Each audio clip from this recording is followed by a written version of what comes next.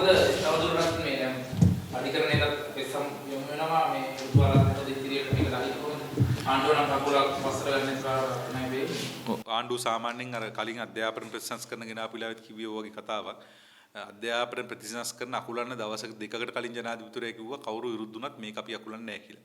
ඒ නිසා අපි ආණ්ඩුවට අවධාරණය කරනවා මේ ප්‍රශ්නේ සරල නැහැ.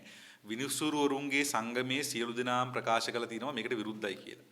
ඒතර ආණ්ඩුව මේකෙන් ඇඟවුමක් ගත යුතුයි. ආණ්ඩුවට මේ පොහොට්ටුව පෙන්න මේ ඔක්කොම කරන්න බෑ. පාස්කු ප්‍රහාරය පෙන්න ඔක්කොම කරන්න බෑ. ආණ්ඩුවට කිසිම තර්කයක් නැහැ.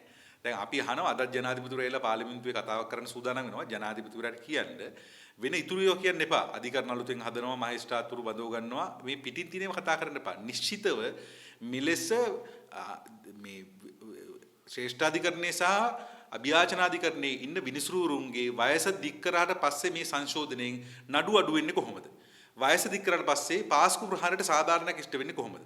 වයස දික් කරාට පස්සේ ඔය කියන රාජපක්ෂලට දනුවම් දෙන්න පුළුවන් වෙන්නේ කොහොමද? මෙන්න මේක පොඩ්ඩක් පැහැදිලි කරන්න.